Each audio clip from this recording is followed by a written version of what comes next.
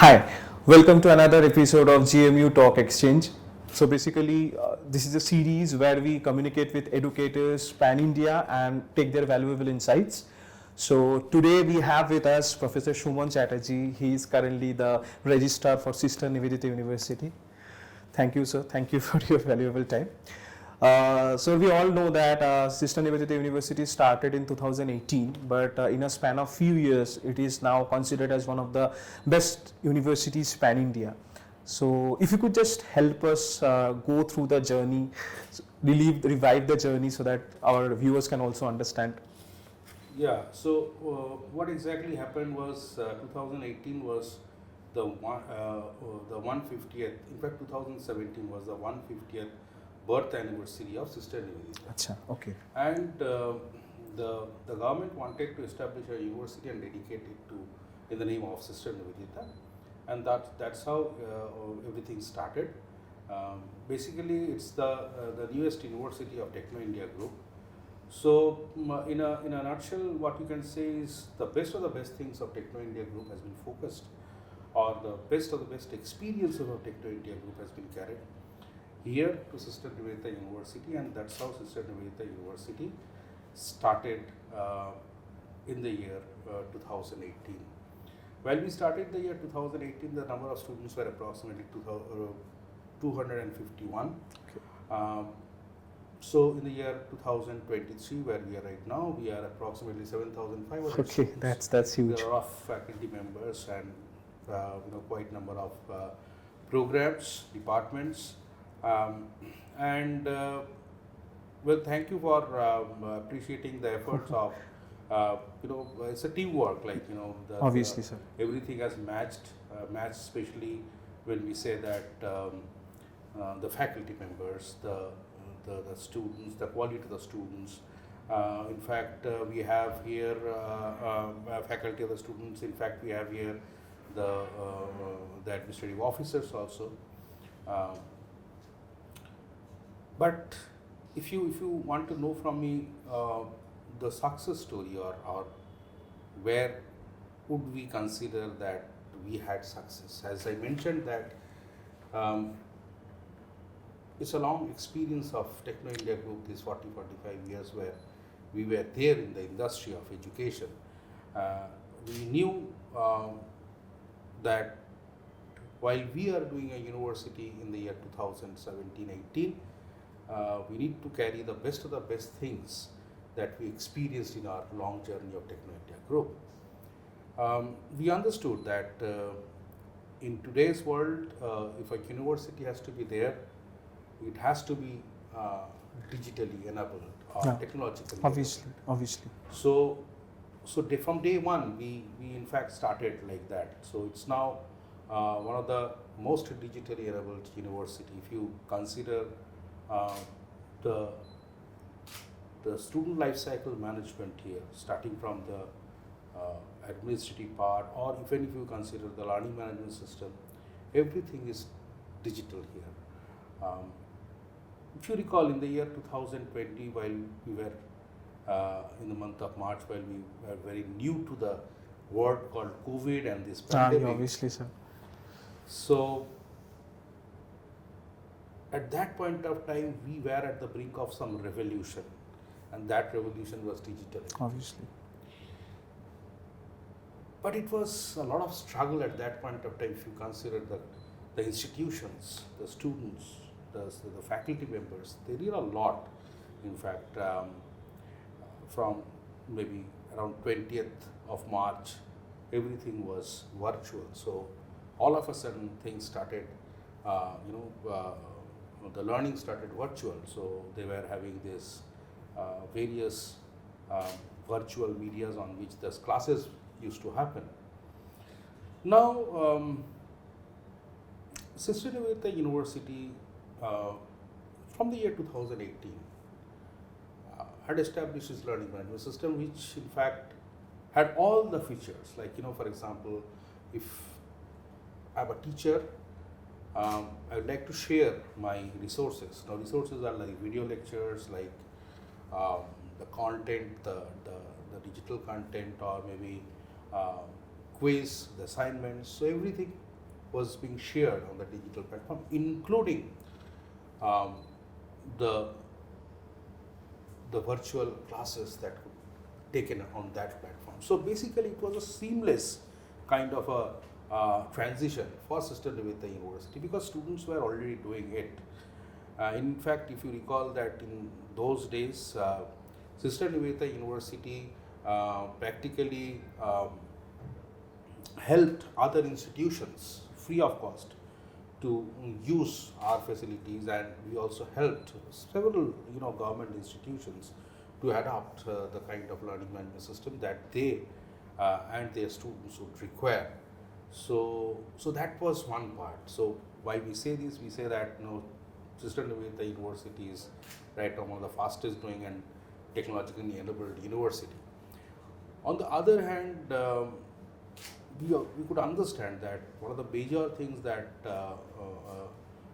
is there is we need to understand several stakeholders. Stakeholders doesn't mean that we are only dealing with our faculty and the students and the other staff members, but there are also stakeholders like parents, the stakeholders like where our products will go. Like for example, if you talk about the industry, and we have come across things like there always had been an industry academia kind of a gap, and a lot of discussion has taken place regarding how to minimize this gap and how to bring industry and academia closer, much closer than what we think, because industry thinks that okay, fine, this curriculum is there, but we need to teach something else, or maybe we need to teach something more.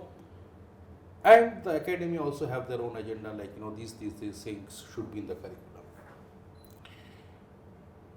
So our experience was that in Techno India Group was that we should always try to bring this two entities on the same table, and that was the reason that we started telling these industries that while you come, why don't you integrate yourself with us? And while we say that integrating doesn't mean that we have to integrate an industry with an institution, but also whatever you want,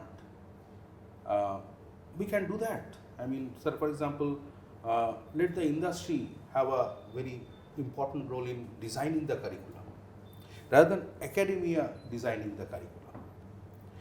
And that was the reason in the 2018 we started with a program called Computer Science and Business System, totally designed by Tata Consultancy Services, TCS. Okay. And in that year, 3 institutions in India, one was in the east, which was SNU, and another was in the west, another was in the south, which started these 3 programs. And later on, following that year in 2019, many institutions, like many major institutions throughout universities throughout the country adopted that. So we knew that this would be a successful model in the year 2019. Not only did they design the curriculum, but they also trained our faculty members. They also took our students to the internships. That's very important because they need to understand what is working on real projects, real environment, the corporate environment. And similarly, partners like Bombay Stock Exchange and other entities came not only in engineering but also in BBA, BCom and all these things. It really happened. And similarly in life sciences also we had got a couple of these partners. So we could understand that industry is a major important partner, or we should try to bring in industry, and we should try to give more importance to what industry really wants. So with this, I defined that these are the most 2 important factors that probably would contribute to the success of Sister Nivedita University. Okay. Thank you so much, sir, for your valuable insight. So I was like you were telling that around 7,000 is the current family at Sister Nivedita University. So one question that comes in my mind is, I believe like students from all different demographics come here, right? From rural areas, from towns, cities and all. So like how does the college help them adapt to the same culture under one roof? So it's not a college, it's a university first of all. So yeah. what university does is, yes, of course, We receive students coming from interior rural areas. I mean, Yes. where even we find students with Bengali medium students come here. They have a little bit of hesitation, or say they are not competent in that kind of English language communication, which we find quite reasonably good in kind of the students that we get from the English medium background. But more important than language is the ability to communicate, the confidence to communicate. Exactly. That's more important. Yes, exactly. In whatever language you do, so that's very important. So what Sister Nivedita University did was across the curriculum, there is a very important part known as mentor seminar. Now, what is mentor seminar? Mentor seminar is, say for example, if I am doing a program in which I have been offered in a semester 5 or maybe 4 courses, then one of the course would be a mentor seminar where it would be a sessional, and whatever subjects I have been taught, out of that I will select one topic and prepare my project on it, and at the end of the semester I will present in front of the general public. Trust me, the first year or first semester students, they feel a little bit of shy, or they are It's shy natural, there yeah. at that point of time. But in the second semester onwards, they are full of confidence. That clicks. So, communicating ability is a kind of a trait. Everyone cannot communicate that nice. But you cannot develop traits, but of course you can develop certain competencies. You can build in certain confidence among these students. That's what we did, and in fact, that's an important point. Also, in every semester, or maybe in a couple of semesters, we offer a foreign language also. So students have an option of taking our foreign language, like there are 4 or 5 foreign languages from where a student can opt for. We have German, we have Spanish, we have Japanese, we have Spanish, French, and there is another one called Esperanto. So out of these, student may take one, choose one, and then they can develop. Nowadays what has happened is there are quite a number of professional courses where there is a huge demand of graduates in other countries.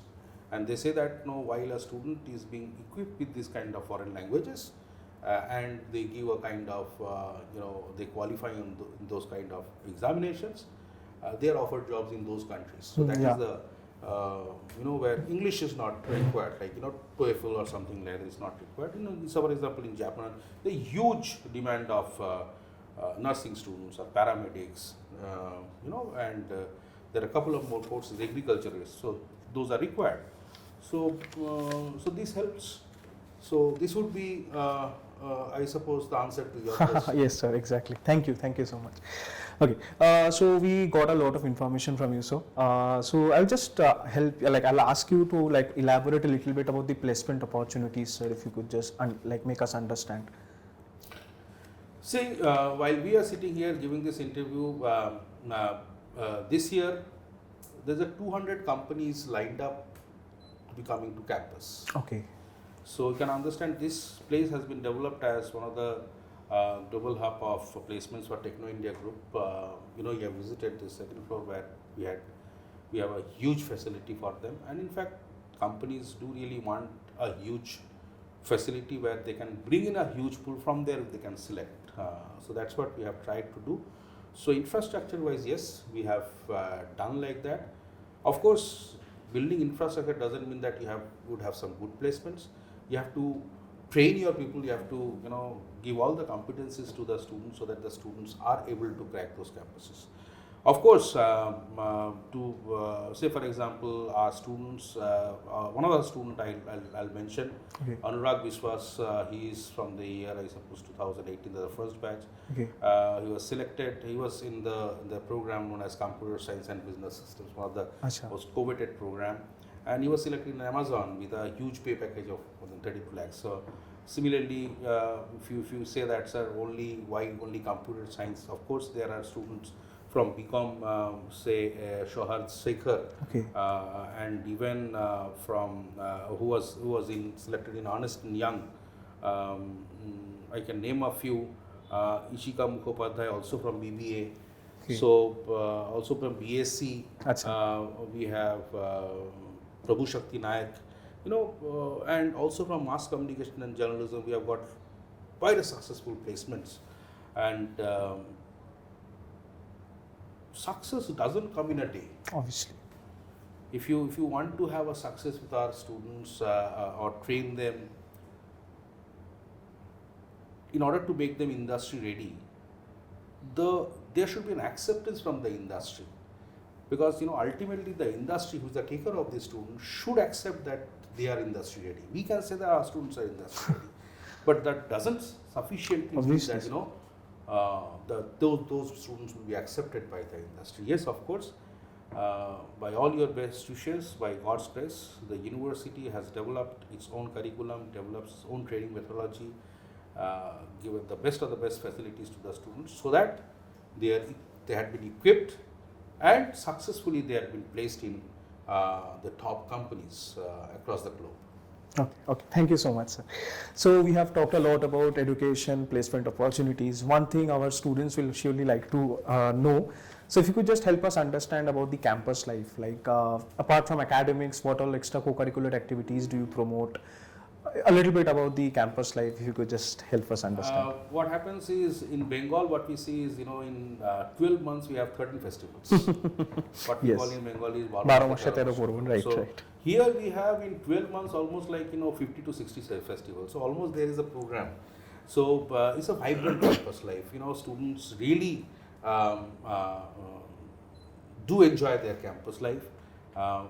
They have a lot of programs, lot of activities, and we definitely encourage all these kinds of programs, because this